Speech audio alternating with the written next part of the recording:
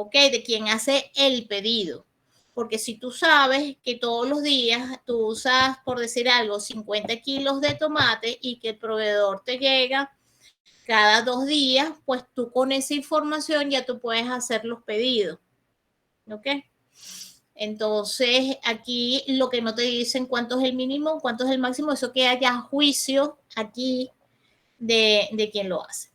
Una vez que determines las cantidades mínimas y máximas, la cantidad mínima representa el punto de pedido.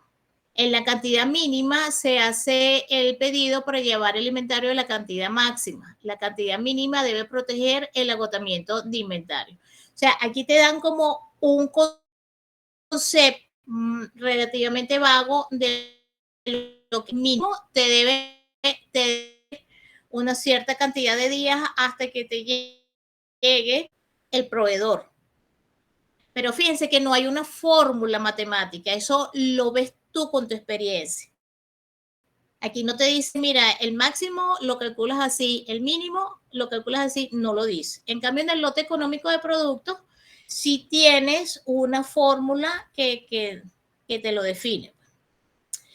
Tenemos el método del doble compartimiento. Todos estos procedimientos son, estos métodos de acumulación son sencillos. El inventario de materiales se divide en dos compartimientos, como que tengas dos estantes. El primero contiene la cantidad que se usará entre un pedido y el siguiente. Y el segundo contiene el uso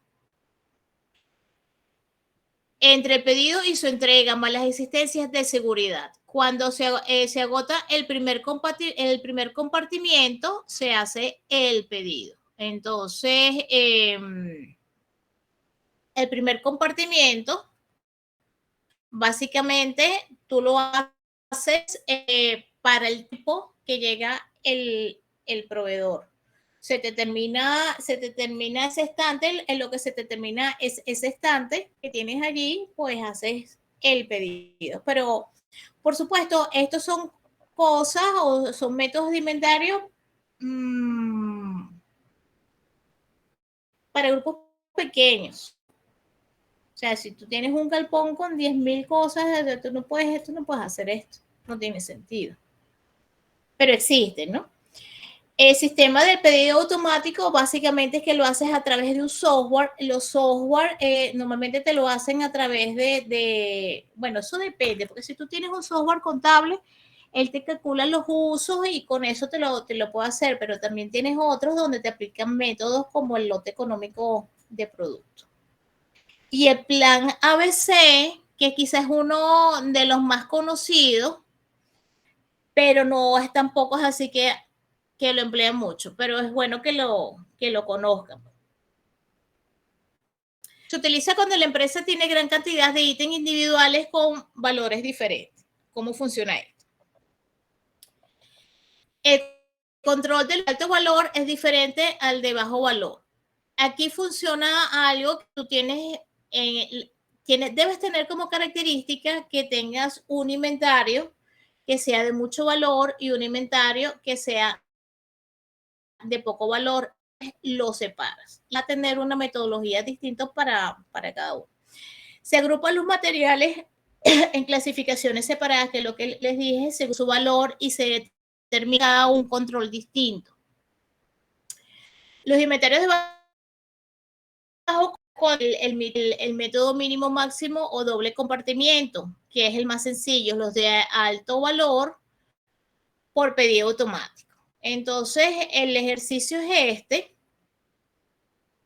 Ok, fíjense que aquí tienen el número, esto es de Polimeni, este ejercicio está de Polimeni. Entonces, fíjense, aquí tienes el costo unitario del ítem 1, del ítem 2, fíjate que tienes 10, 20, 7, 50. El uso unitario anual, ¿ok? Entonces multiplica 1 por 2 y eso te da el costo total del uso, ¿ok?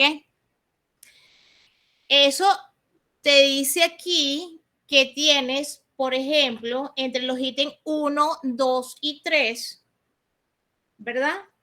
Tienes en costo,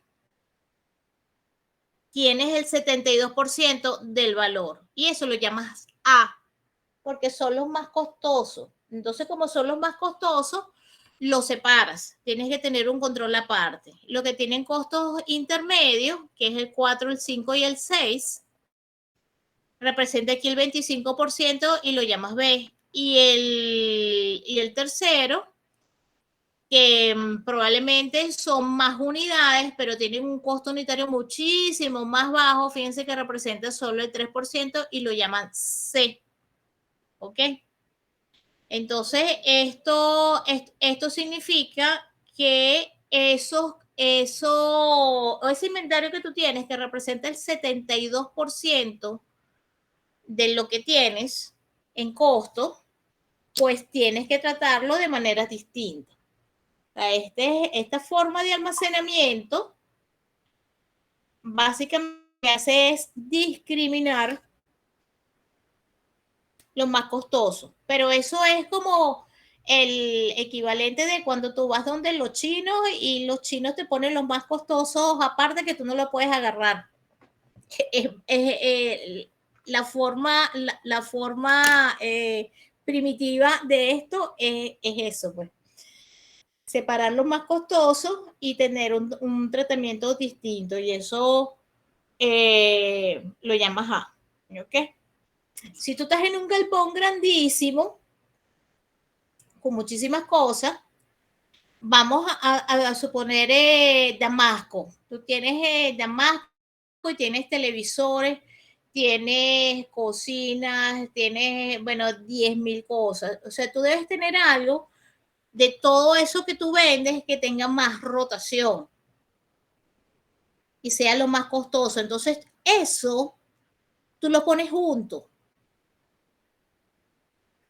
Y todas esas cosas que son pequeñas, pero que tú dices, oye, esto se lo puede llevar, bueno, tú tienes un tratamiento distinto, lo pones, no sé, bajo llave, lo pones ahí para que nadie lo pueda agarrar.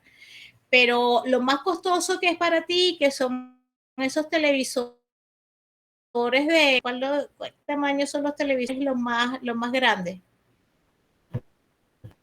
Entre 75 y 90 pulgadas. Bueno, imagínate. Yo tengo años que no veo televisión.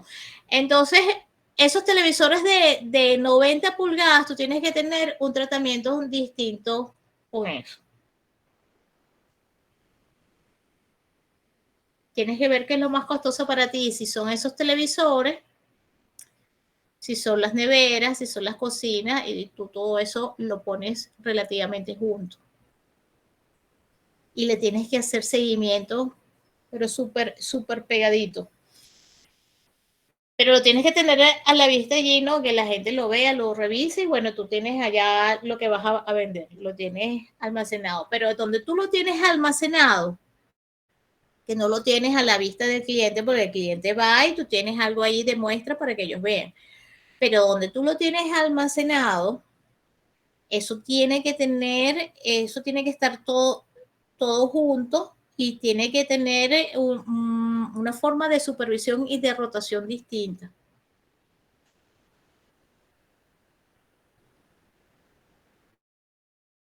Tienes que separarlo. Es lo que te dice este método. Vamos entonces con los niveles de existencia. Estas son las formas de almacenamiento. Fíjense que no hay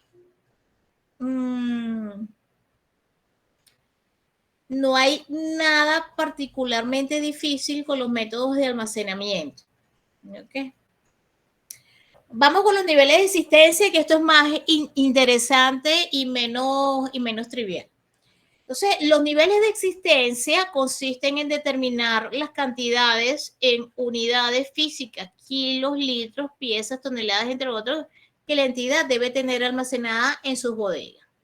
Los factores que debes considerar son el consumo, el tiempo de reposición, el stock de seguridad. El stock de seguridad es lo que nosotros aquí comúnmente llamamos colchón. No sé si lo sabían. Pero en mi época se le decía colchón, aquí nadie llamaba eso stock de seguridad. Pero bueno, ese es su nombre. Y tenemos factores especiales, ¿no? Que pudieran ser estacionales, pudieran ser cualquier otra cosa. ¿Qué es el consumo?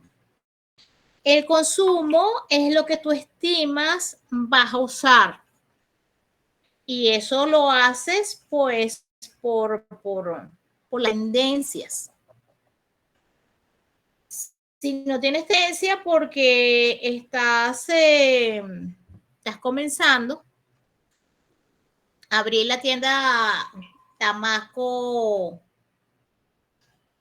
la abrí hoy en Sabana Grande, la abrí el sábado y yo no sé cómo va a ir, pues bueno, te tocará ver allí y vas a tener un excedente porque te toca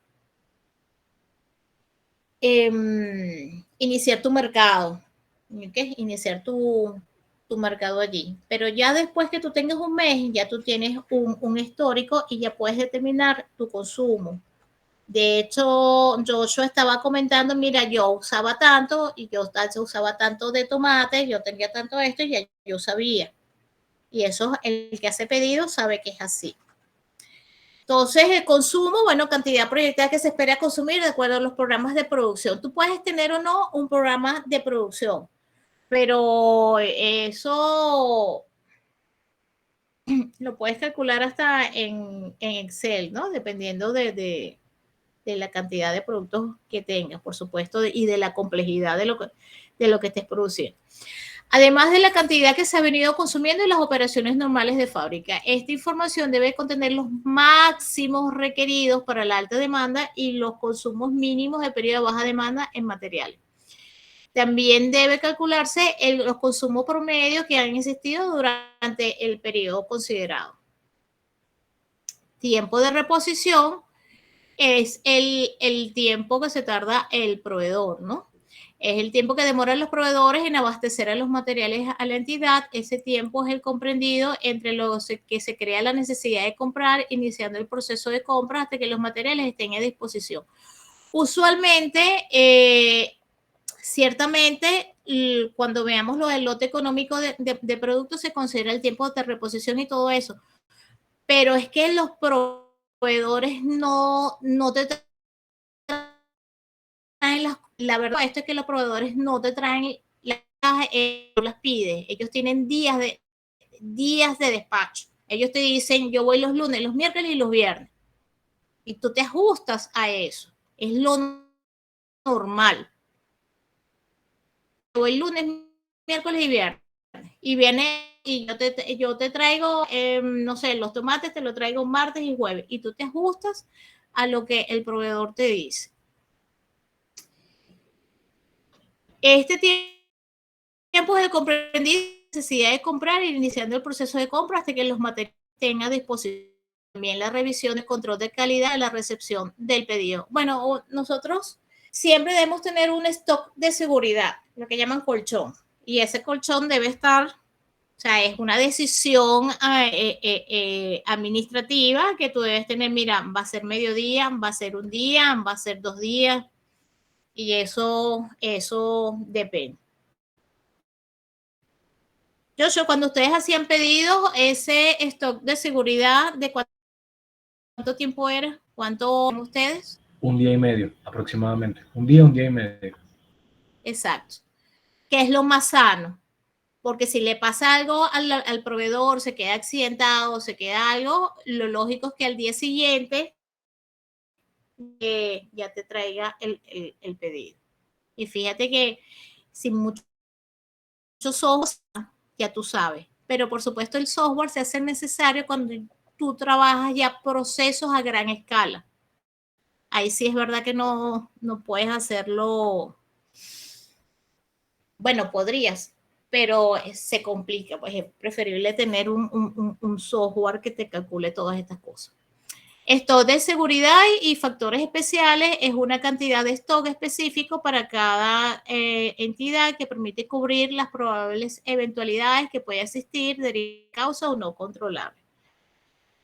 Para su determinación se emplea la experiencia, confianza en el mercado, existencia de sustitutos, condiciones de la economía, entre otros. eso es una decisión administrativa, lo que tú desees en ese stock de seguridad, igual que los factores especiales.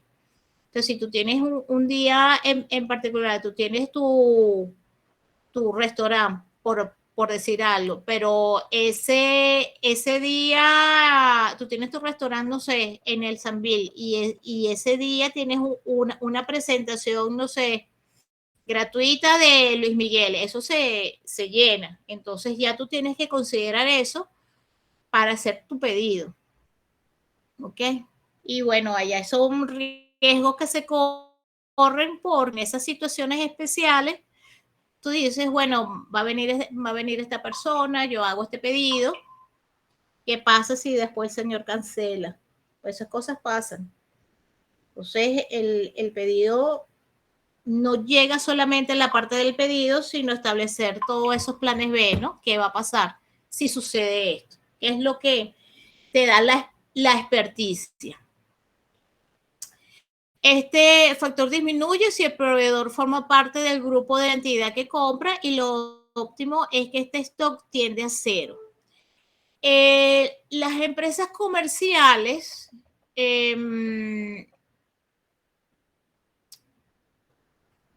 y bueno, y restaurantes también, ellos hacen algo muy inteligente, que ellos tienen centro de distribución. Entonces, si tú tienes una empresa como Farmatodo, en vez de pedir a 10.000 proveedores, donde tienes personas súper expertas que se encargan de, por supuesto, son más expertos en la parte de los pedidos. Tienen la mayoría de los productos para darle a las tiendas, y las tiendas adquirirán por sí solas dos o tres cosas que sean perecederos, pero las que son en grandes magnitudes se las pueden pedir al centro de distribución. O sea, eso se va, la misma dinámica del negocio te va obligando a hacer cambios. Porque fíjate que aquí tampoco ningún libro te habla de los centros de distribución. Y es una práctica frecuente. ¿Okay? Eso lo hace McDonald's, si no me equivoco. ¿Alguno aquí trabaja en Farmatodo?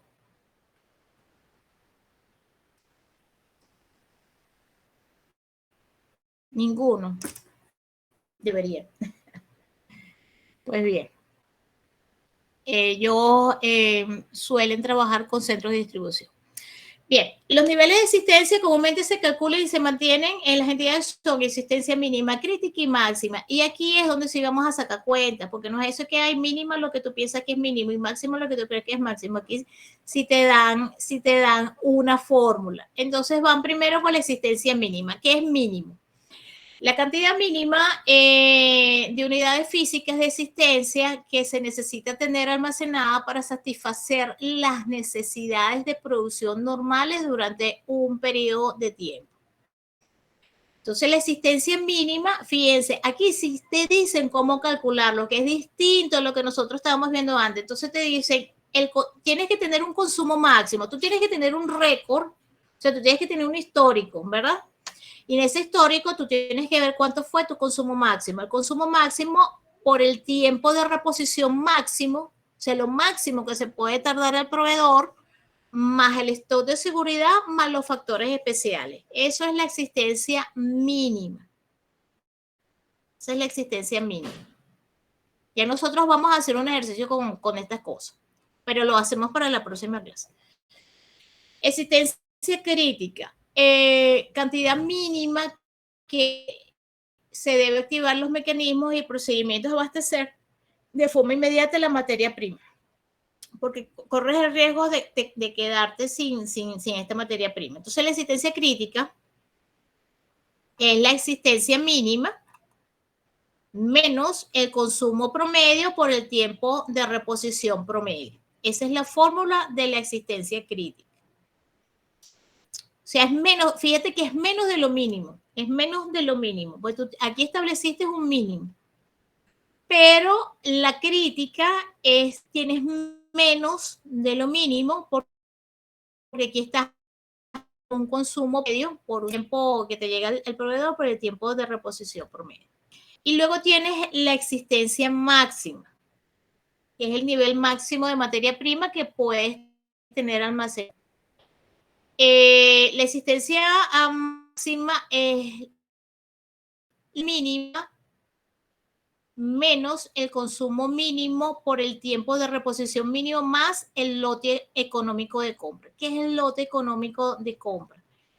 El lote económico de compras es una metodología para calcularlo. Cuando nosotros hagamos el primer ejercicio, que es un ejercicio también didáctico, ¿ok? El lote económico de compra te lo van a dar, pero eso se calcula. Eso tú no lo tienes ahí que hay, es tanto. Pero para el primer ejercicio, lo que te interesa es aprender a calcular, o sea, cómo calculo la existencia mínima, cómo calculo una existencia crítica y cómo calculo una existencia máxima. Después que aprendemos a hacer eso, vamos a hacer un ejercicio para calcular el lote económico de compra, que aquí te lo dan como dato. ¿Okay? Aquí te lo dan como dato, aprender a cómo calculamos eso. Por eso lo vamos a ver en la próxima clase. Esos son unos ejercicios sencillitos, pero tienen su fórmula para poderlo emplear. Por supuesto, el lote económico de compras forma parte de toda esa gama de aplicaciones que tiene la investigación de operaciones, que es bastante interesante, porque la investigación de operaciones ayuda en muchas cosas y eso tiene un nivel de complejidad que puede ser relativamente profunda. En la central, por cierto, hay una maestría de investigación de operaciones que lo dan en ingeniería. Si a alguno le gustan los números y le gustan esas cosas, es bien interesante. Preguntas.